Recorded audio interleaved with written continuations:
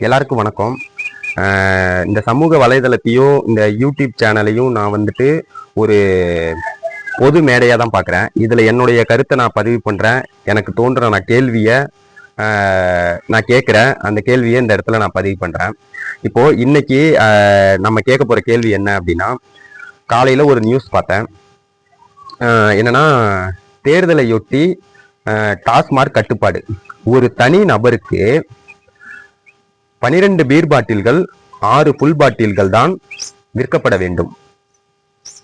பக்கத்துல மதுப்பழக்கம் உடல் நலத்திற்கு தீங்கு விளைவிக்கும் அப்படின்னு சொல்லி போட்டிருக்காங்க. இப்போ இதன் மூலமா நம்ம கேட்கப்படுற கேள்வி என்னன்னா, ஒரு தனி நபருக்கு இவ்வளவு மது பாட்டில்கள் விற்கலாம் அப்படின்னு சொல்லி நீங்க வரம்பு விதிக்கிறீங்கன்னா, அதுவும் தேர்தலையொட்டி தான் இந்த வரம்பு.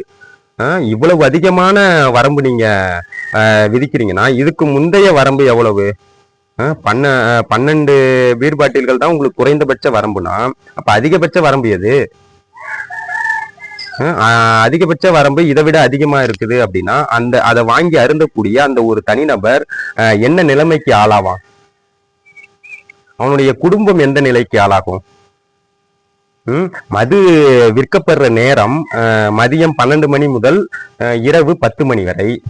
அப்போ அந்த நேரத்துல இவ்வளவு அதிகமான மது பாட்டில்களை நீங்க விற்கலாம் அப்படின்னு சொல்லி அனுமதி கொடுத்தீங்கன்னா, அதை வாங்கி அருந்துற அந்த மனிதனுடைய மூளை மழுங்கி அவன் விபத்துக்குள்ளாகிறதும் பாலியல் வன்கொடுமைகள்ல ஈடுபடுறதும் இப்போ சாதாரணமா சகஜமா நம்ம வந்துட்டு பார்க்கக்கூடிய சூழ்நிலை உண்டாகிடுச்சு.